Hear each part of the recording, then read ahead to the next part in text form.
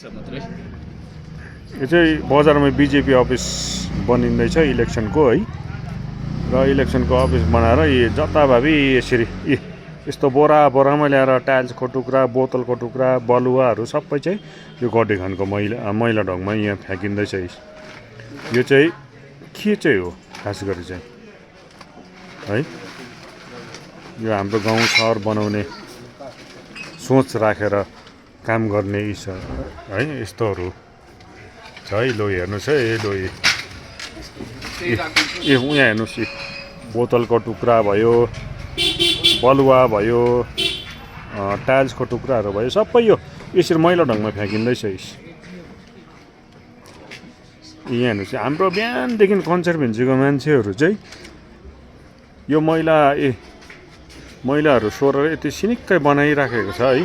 यसरी यहाँनिर गाडी राख्ने जग्गा नभए यो गाडी राखेको जग्गाभरि मैला हुन्छ। र आज अहिले तपाईँको 6:30 भयो।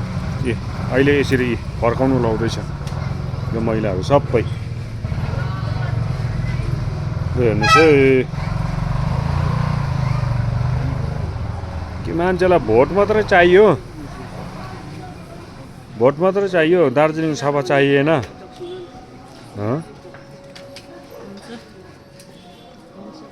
दार्जिलिङ राम्रो भएको हेर्नु चाहँदैन कसैले पनि।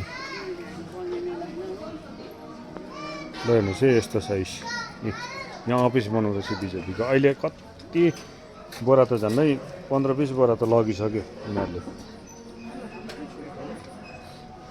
उनीहरूलाई रिटर्न गरिदियो त्यो मैलाहरू। यो मैलाहरू अझै पनि छ यहाँनिर।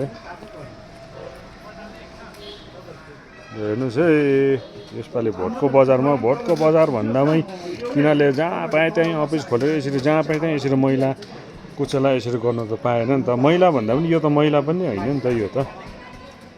यो त मैला पनि होइन। यसमा त टाइल्सको टुक्रा, तपाईँको